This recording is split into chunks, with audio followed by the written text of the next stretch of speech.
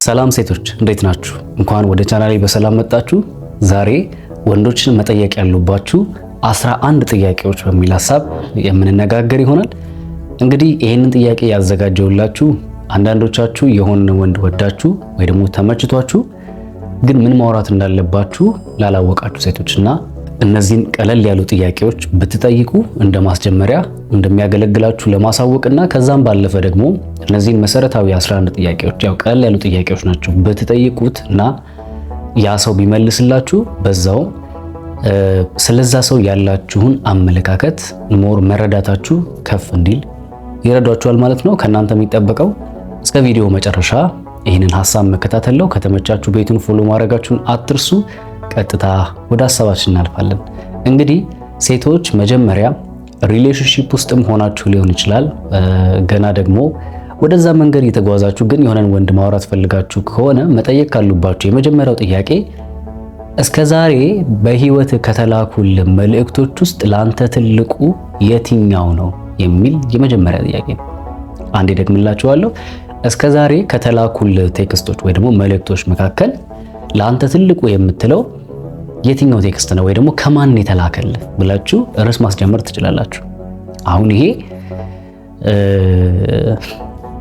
አንደኛ ቅድም እንዳልኳችሁ መግቢያ ነው። ገብታችሁ ጨዋታ መክፈቻ ሊሆን ይችላል። ያ ሰውን ወደ ኋላ ተመልሱታላችሁ ማለት ነው። ወደ ኋላ ተመልሶ ከማን የተላከለት ይሄ ለሱ በህይወቱ ትልቅ የሚለው ቴክስት ከማን የተላከለት የሚለውን ነገር ቼክ ታደርጋላችሁ፣ ይነግራችኋል። ሁለተኛ ደግሞ ያ መልእክት ለሱ ምን አይነት ቦታና ዋጋ እንዳለው ትረዱበታላችሁ። ስለዚህ በዛውም የዛን ሰው በዛ መልእክት ውስጥ ምን አይነት ማንነት እንዳለ ኦኬ እንደዚህ አይነት መልእክት ያስደስተዋል ማለት ነው የሚለውን ነገር ታውቁበታላችሁ። ሁለተኛ ደግሞ ሞር ሰፊ ማብራሪያ የሚፈልግ ጥያቄ ስለሆነ ከእንትናን የተላከልኝ እንዲህ ብሎ ሊላከልኝ በእንደዚህ አይነት ሁኔታ ውስጥ ነበርን ምናምን ብሎ ሞር እንዲያወራና እንዲያብራራ እድሉን ትሰጡታላችሁ ማለት ነው። ሰው የመጀመሪያው መጠየቅ ያለባችሁ እስከዛሬ ከተላኩል መልእክቶች ወይ ደግሞ ቴክስቶች መካከል ለአንተ ትልቁ የምትለው የትኛው ነው የሚለው ጥያቄ ይሆናል ማለት ነው። ቀጥታ ደግሞ ወደ ሁለተኛው እናልፋለን። ሁለተኛ መጠየቅ ያለባችሁ ጥያቄ እንደማስጀመሪያም ያንን ሰው እንደማወቂያ መጠየቅ ያለባችሁ ጥያቄ ከልብ እንደወደድክ እንዴት ነው የምታውቀው የሚል ጥያቄ። ይሄ ደስ የሚል ጥያቄ ይመስለኛል። ስለዛ ሰው ፊሊንግ ነው በነገራችን ላይ የምትረዱት ማለት ነው። ይሄ እንዴት ነው እንዳፈቀርክ ወይ ደግሞ እንደወደድክ የምታውቀው ብላችሁ ስትጠይቁት ማብራሪያ ይፈልጋል። ኦኬ እኔ ስወድ እንደዚህ አይነት ባህሪዎችን ላሳይ እችላለሁ። በነገራችን ላይ ወደደም ጠላም ይሄንን ጥያቄ ከጠየቃችሁት ያ ሰው አለመመለስ አይችልም። ስለዚህ ምንድነው ማወቅ ያለባችሁ ነገር ይሄን ጥያቄ አንስታችሁ ስትጠይቁት ያ ሰው ስለ ፍቅር ያለውን አመለካከት ሞር እየጠየቃችሁ ነው ያላችሁ። አሁን አንዳንዶች ትወደኛለህ ወይስ አትወደኝም ብለው የሚጠይቁ ሰዎች አሉና እኔ ይቅርታ አድርጉልኝ እንደዚህ አይነት ጥያቄ አይጠየቅም። ትወደኛለህ ወይስ አትወደኝም አይባልም። ከዛ ይልቅ ምንድነው የሚባለው ከልብ እንደወደድክ እንዴት ልታውቅ ትችላለህ ብላችሁ ስትጠይቁት የራሱ በራሱ የሆነ ፍቅር ሲይዘው ወይ ደግሞ የሆነን ሰንበዲ ሲወድ ሊያሳያቸው የሚችላቸው ምልክቶች ለእናንተ ይነግራችኋል። ኦኬ ከዛ በኋላ እናንተ ያንን ምልክት ይዛችሁ መሄድ ትችላላችሁ፣ መቀጠል ትችላላችሁ ማለት ነው። ግን ደግሞ ያ ማለት አንዳንድ ሰዎች የውሸት የሚያወሩ ሰዎች አሉ እና እነዛ የተናገሩትን ደግሞ እመኑ እያልኩኝ አይደለም። አንዳንዴ መርምሩ። የመረምራችሁ ከልባችሁ ናችሁ ብትመረምሩ የተሻለ ነው ብዬ አስባለሁ። ሶስተኛ መጠየቅ ያለባችሁ ጥያቄ ምንድነው ሴት የመሆን እድል እንደው ብታገኝ ያው እንደ ጨዋታ ማስጀመሪያም አይደለ ያንን ሰው ለማወቅም ስለሆነ እንደው ሴት የመሆን እድል ብታገኝ ምን አይነት ወንድ ነበር ዴት ለምንድን ነው የሚባለው ለፍቅር አጋር ወይ ደግሞ ለትዳር አጋር የምትመርጠው ምን አይነት ወንድ ነው ብላችሁ ይሄ ጥልቅ የሆነ የርዕስ ማስጀመሪያ ጥያቄና ስለዛም ሰው ያላችሁን አመለካከት ሰፋ አድርጋችሁ እንድታስቡ የሚያደርጋችሁ ጥያቄ ነው። የሚገርም ጥያቄ ነው በነገራችን ላይ። እንደው ሴት የመሆን እድል ቢኖርህ ሴት የመሆን እድል ቢያጋጥምና ብታገኝ ምን አይነት ወንድ ነው ለትዳር ወይ ደግሞ ለፍቅር አጋር አድርገህ የምትመኘው ብላችሁ ጠይቁት። የዚህ ሰዓት ይነግራችሁ እኔ አሁን ሴት በሆን እንደዚህ አይነት ወንድ እንደዚህ ብሎ ሲነግራችሁ በዛውም ራሳችሁ በጠየቃችሁ ጥያቄ እሱ ራሱ በሚመልሰው ጥያቄ እየመከራችሁት ነው ያላችሁት። ያ ማለት ልክ አንተ ሴት ብትሆን እንደዚህ አይነት ወንድ እንደምትመርጠው ሁሉ እኛም ሴቶች እንደዚህ አይነት ወንድ እንፈልጋለን እያላችሁ በአጭር ቋንቋ በአንድ ድንጋይ ሁለት ወፍ እየመታችሁ ነው። አንደኛ የዛን ሰው ህይወት እያጠናችሁት ነው፣ ጨዋታ ማስጀመሪያ እያደረጋችሁ ነው። ሁለተኛ ደግሞ ራሱን በራሱ እንዲመክርና እንዲገስጽ እያረጋችሁት ነው ማለት ነው። ሶስተኛው ጽድት ያለው ጥያቄ ይሄኛው ነው። ወደ አራተኛው እናልፋለን። አራተኛ መጠየቅ ያለባችሁ ጥያቄ ምንድነው? የማሰቢያ ጊዜ የለህም፣ ነገር ግን የሆነ ነገር በቃ በቅጽበት ተናገር አሁን ብትሉት ምን ሊናገር ይችላል? ሰው እንግዲህ በልቡ ሞልቶ የተረፈውን አይደለ በአንደበቱ ሊናገር የሚችለው። ስለዚህ እስቲ የማሰቢያ ጊዜ የለህም፣ ዝም ብለህ ግን የሆነ ቃል አውጣ ከአንደበት በሉት። ለምን? ይሄ ፈን የሆነ ጥያቄ ሊሆን ይችላል። በነገራችን ላይ ያው የሚያስቅም ጥያቄ ሊሆን ይችላል፣ ግን ይሄ ቅጽበታዊ የሆኑ አስተሳሰቦችን እንዲያስብ ነው የምታደርጉት። ያው የጨዋታ ማስጀመሪያም እንደመሆኑ መጠን ማለት ነው። ስለዚህ በቻላችሁት አቅም በቃ ምንም የማሰቢያ ጊዜ የለም፣ ግን ውስጥ ምንድነው እያሰብክ ያለው እስቲ ዝም ብለህ ተናገር በሉት። በዛ ውስጥ የሰው ልጅ በነገራችን ላይ በልቡ የሞላውን ባፉ የሚናገረው። ስለዚህ እያሰበ ያለውን በውስጡ እያብሰለሰለ ያለውን፣ ለምሳሌ ስለእናንተ እያሰበ ከሆነ ወይ ወድሻለሁ ሊልሽ ይችላል፣ ወይ አንቺ ለኔ ጥሩ ሴት ነሽ፣ ለአንቺ ጥሩ ስሜት አለኝ ምናምን፣ አንቺ ከመጣሽ በኋላ ደስተኛ ሆኛል ሊልሽ ይችላል። ወይ ደግሞ አብረን ስላለን አሁን በዚህ ሰዓት ደስተኛ ነኝ ሊልሽ ይችላል። ወይ ደግሞ በህይወቱ የሞላው መንፈሳዊ ህይወቱ በእስልምና ውስጥ ሊሆን ይችላል፣ በክርስትና ውስጥ ሊሆን ይችላል፣ ብቻ በህይወቱ የሞላው ስለ ስራ ሊሆን ይችላል። የሆነ ነገር ግን ያወራሻል። በዚህ ሰዓት ያ ሰው ምን አይነት ኩዊክ የሆነ ማይንድ፣ ፈጣን የሆነ ማይንድ አለው የሚለውን ነገር በዚህ ውስጥ ቼክ ታደርጋላችሁ። ሁለተኛ ደግሞ እንደ ጨዋታ ማስጀመሪያም ያገለግላችኋል ማለት ነው። ሞክሩት። በአምስተኛ ደረጃ መጠየቅ ያለባችሁ ጥያቄ፣ ይሄ በእርግጥ ፈን የሚያደርግ ጥያቄ ነው። በነገራችን ላይ ትንሽ ሊያስቃችሁ ይችላል፣ ግን ደግሞ ብትጠይቁት እንደ ጨዋታ ማስጀመሪያ ያገለግላችኋል። የዛን ሰው ደግሞ ማንነቱ እንድታረጋግጡ ያደርጋችኋል። ምንድነው ሲያ ጥያቄ? ላይክ ካላረጋችሁ ግን አልናገርም። አንዳንዶቻችሁ እኮ እየተመለከታችሁ ላይክ አታደርጉም አይደል? አረባካችሁ ከእድሜያችሁ እኮ አይቀንስም አይደል? ለሌሎችም እንዲደርስና ሌሎችም ጋር እንዲጠቀሙበት ብትረዷቸው ላይክ አድርጉት። ከተመቻችሁ ቤቱን ፎሎ አድርጉ። ደግሞ ለሌሎችም ሼር ማድረጋችሁን አትርሱ። ቀጥታ ወደ ሀሳባችን እናልፋለን። እንግዲህ በአምስተኛ ደረጃ ፈን የሚያደርገው ጥያቄ ግን ስትሮንግ የሆነ ጥያቄ ነው። ምንድነው? ያለምንም መሳሪያ ልትጋፈጠው የምትችለው ትልቅ እንስሳ ምንድነው ብላችሁ ጠይቁት እስቲ። ምን ነው ይገርማል።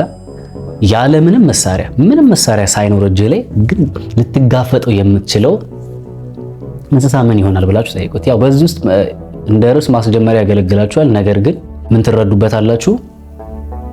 ስለ ኮንፊደንሱ። ያው ወንድ ልጅ በባህሪው ትንሽ ጠንከር ሲል ቆፍጠን ሲል አይደለም የሚያምረው። ስለዚህ ምን ብሎ ይመልስልሽ ይሆን? መቼም አንበሳ አይላችሁ አይደለ? እንግዲህ አንበሳ ካላችሁ አትጠራጠሪ፣ ይሄ ወንድ በቃ የሆነ ጀግና ነው ማለት ነው። አንዳንዴ ያው ለቀንድ እንደዛ ይላል፣ ግን ያለምንም መሳሪያ ልትጋፈጠው የምትችለው እንስሳ ምን ይሆናል ብላችሁ ጠይቁት። ያው ስለ ኮንፊደንሱ፣ ስለ ጥንካሬው ሊነግራችሁ ይችላል። እግረ መንገድ ሊያወራችሁ ይችላል። ከዚህ በፊት ስላጋጠሙ የህይወት ቻሌንጆች ምናምን አንስቶ ሊያወራችሁ ስለሚችል ማለት ነውና ይሄ ነው አምስተኛው ጥያቄ። ወደ ስድስተኛው ጥያቄ እናልፋለን። ስድስተኛ ወንዶችን መጠየቅ ከሚገባችሁ ጥያቄዎች መካከል ምንድነው እሱ? አንዴ ብቻ የመጓዝ እድል ብታገኝ ወዴት ትጓዛለህ? ወደፊት ወይስ ወደ ኋላ ብላችሁ ጠይቁት እስቲ። ይሄ ማለት ስለ ሀገር ምናምን አይደለም እያወራ ያለሁት። በቃ ይሄ በጣም የሚገርም ጥያቄ ነው። አንዴ ብቻ የመጓዝ እድል ብታገኝ ወደ ኋላ ብትጓዝ ነው የምትመርጠው ወይስ ደግሞ ወደፊት ብላችሁ ጠይቁት። ማለት ፊውቸር ወደፊት ማየት ይሻላል ወይስ ወደ ኋላ መመለስ ይሻላል ብላችሁ ጠይቁት። ለምን? ይሄ ጥያቄ በነገራችን ላይ በጣም ጥልቅ የሆነ ጥያቄ ነው። ይሄን ጥያቄ ስታነሱት ለራሳችሁ ይሄ አሁን ሴቶች ብቻ ሳይሆን ወንዶች ራሱ ሁላችሁ መጠየቅ ያለባችሁ ምንድነው? በህይወታችሁ ውስጥ አንድ እድል የመጓዝ እድል ቢያጋጥማችሁ ወዴት ነው መመለስ የምትፈልጉት? ወደ ኋላ ነው ወይስ ደግሞ ፊውቸራችሁን ተጉዛችሁ ማወቅ ነው የምትፈልጉት? አንዳንዶች ወደ ኋላ ተመልሰው ብዙ ማስተካከል የሚፈልጓቸው ነገሮች ይኖራሉ ብዬ አስባለሁ አይደል? አንዳንዶች ደግሞ ወደፊት ተጉዘው ፊውቸራቸውን ማየት ይፈልጋሉ። ፍጻሜያቸው ምን ይመስላል የሚለውን ነገር ማየት ይፈልጋሉ። ግን አንድ እድል የተሰጣቸው ይባል አንድ እድል ብቻ አንድ መምረጥ ነው የምትችሉት። ወደ ኋላ ይሻላችኋል ወይስ ወደፊት ብትባሉ የትኛውን ነው የምትመርጡት? ይህን ጥያቄ ለእናንተ ትችላችኋለሁ። ስለዚህ አንቺ መጠየቅሽ ከሚገቡሽ ጥያቄዎች መካከል አንደኛው ይሄ ነው ማለት ነው። ወደ ኋላ ይሻላል ወደፊት። ለምን? ይህን በማንሳት ውስጥ ወደ ኋላ ካለሽ ምን ይሆን ላስተካከል የሚፈልገው የሚለውን ነገር ትረጃለሽ። ያለፈ ህይወቱን ይነግርሻል። ወደፊትም ካለሽ ደግሞ የልቡን መሻት የሚፈልጋቸውን ነገሮች ማወቅ የሚፈልጋቸውን ነገሮች እና ማሳካት የሚፈልጋቸውን ነገሮች ታረጋግጫለሽ፣ ታያለሽ ማለት ነው። እና ስድስተኛው ይሄ ነው። ወደ ሰባተኛው እናልፋለን። ሰባተኛ መጠየቅ ያለብሽ ጥያቄ ሁን ብትባል ከነኚህ ከሁለቱ የትኛውን ትሆናለህ? ከምንና ከምን? በጣም ብልህ ወይስ ደግሞ በጣም ደስተኛ? እድገምላችሁ። ሁን ብትባል መሆን የምትፈልገው ከነዚህ ከሁለቱ የትኛው ነው? በጣም ብልህ ወይስ ደግሞ በጣም ደስተኛ ብላችሁ ጠይቁት። እንግዲህ ይሄንን ምላሽ አስተዋይ የሆነ ሰው ይመልስላችኋል። ያው አስተዋይ የሆነ እኔ ለእናንተ ልንገራችሁ ቀስ ብዬ ተጋቢ አስተዋይ ወንድ ከሆነ በጣም ደስተኛ አይደለም ይላችሁ፣ በጣም ብልህ። በነገራችን ላይ ብልጥ አይደለም ያልኳችሁ፣ እሺ ብልህን ያልኳችሁ። በብልጥና በብልህ መካከል ሰፊ ልዩነት አለ። ያው በብልሃት ውስጥ ያው ደስታው ራሱ በብልሃት ስለሚመጣ ማለት ነው። ብልህ የሆነ አስተዋይ የሆነ ሰው ደስታውን ስለሚያውቅ መንገዱን በዛ ውስጥ ያደርጋል። ደስተኛ መሆን ነው የምፈልገው ካላችሁ ግን ያለ ወንድ በቃ በጣም የተከፋ ላይፍ ውስጥ ነው ያለው ማለት ነው። ይሄ ደስተኛ ያልሆነ ህይወት ውስጥ ነው ያለው። ስለዚህ በቻላችሁ አቅም እናንተም ሰፖርት ለማድረግ እሱን ጥረታችሁን እንዳታቆሙ ማለት ነው። ስለዚህ ሰባተኛ ላይ መጠየቅ ያለባችሁ ጥያቄ ይሄ ነው። ወደ ስምንተኛው እናልፋለን። ስምንተኛ መጠየቅ ያለባችሁ ጥያቄ ሶሻል ሚዲያ ላይ በብዛት ምን አይነት ነገሮችን መመልከት ያስደስትሃል ብላችሁ ጠይቁት። ፊልም ነው፣ ዜና ነው፣ ፖለቲካ ነው፣ መንፈሳዊ ነገር ነው፣ አዝናኝ ነገር ምንድን ነው ብላችሁ ብትጠይቁት ሞር ያ ሰው ስለ ነገሮች ያለውን ምልከታ ትረዱበታላችሁ። ኦኬ ይሄ ፖለቲካ ምናምን አይነት ነገሮች የሚመቸው መንፈሳዊ ነገሮች የሚመቸው ከሆነ የሆነ ቁም ነገረኛ ነገር ነው ብላችሁ ልታስቡ ትችላላችሁ። ኳስ ነገሮች፣ ፊልም ነገሮች ና የሚል ከሆነ ደግሞ ያው መጠነኛ የሆነ ግን ደግሞ በህይወቱ ላይ ቀለል ያለ ሰው እንደሆነ ልታረጋግጡ ትችላላችሁ ማለት ነው። ስለዚህ ስምንተኛ ላይ መጠየቅ ያለባችሁ ጥያቄ ምንድነው? በሶሻል ሚዲያ ላይ በብዛት ሞር መመልከት የሚያስደስት የትኛው ኮንተንት ነው ወይ ደግሞ ምን አይነት ሶሻል ሚዲያ ነው ብላችሁ መጠየቅ አለባችሁ ማለት ነው። በዘጠነኛ መጠየቅ ያለባችሁ ጥያቄ ምንድነው? እንደው ችግር ቢያጋጥምህ አይበለውና ችግር ቢያጋጥምህ ቀድሞ የምትደውልለት ሰው ማን ነው ብላችሁ ጠይቁ። ቅድሚያ የምትደውልለት ሰው ማን ነው? ያው ይሄ ማለት በህይወት ውስጥ ያሉትን ትልቅ የሚላቸው የኔ የሚላቸውን ሰዎች ያው በዚህ ውስጥ ታረጋግጣላችሁ ማለት ነው። እንደ ወሬ ማስጀመሪያም እንደ ንግግር መክፈቻ ያገለግላችኋል ማለት ነው። በአስረኛ ደረጃ መጠየቅ ያለባችሁ ጥያቄ ምንድነው? ልጆችን የምታስተምረው ወደፊት ማለት ነው ወደፊት ልጆችን የምታስተምረው የህይወት ትልቁ ትምህርት ምን ይሆን ብላችሁ ጠይቁት። ይሄ በጣም ቁም ነገረኛ እንዲሆን ታበረታቱታላችሁ። ኦኬ ስለዚህ በቻላችሁት አቅም ይሄ በጣም ጥሩ ጥያቄ ነው። በነገራችን ላይ ወደፊት ልጆችህን የምታስተምራቸው ከህይወትክ ትልቁ ትምህርት ምን ይሆናል ብላችሁ ጠይቁት። ሞር ስለ ትዳር እንዲያወራ ስለ ልጆች እንዲያወራ መንገድ ይከፍትላችኋል። ስለዚህ እነዚህን ጥያቄዎች መጠየቃችሁን አትርሱ። 11ኛውና የመጨረሻው መጠየቅ ያለባችሁ ጥያቄ ከሴት የተቀበልከው ምርጡ ሙገሳክ ምንድነው? በርት አንድ ልድገምላችሁ። ከሴት የተቀበልከው ምርጡ ሙገሳ ምንድነው? ከየትኛዋ ሴት ብላችሁ ጠይቁት። ይህን ስታደርጉ እንግዲህ የተመሰገነበትን ነገር አንስቶ ስለዛ ነገር ሊያወራችሁ ይችላልና በዛ ውስጥ የወንዱን ማንነት ቼክ ታደርጋላችሁ። እንግዲህ እኔም በግል አግኝታችሁ ማማከር የምትፈልጉ ሰዎች ካላችሁ ከታች ዲስክሪፕሽን ላይ የዋትስአፕ ለኢሞና ለቴሌግራም ይሁን ቁጥር አስቀምጥላችኋለሁ። በዛ ቁጥር እየመጣችሁ ልታናግሩኝ ትችላላችሁ።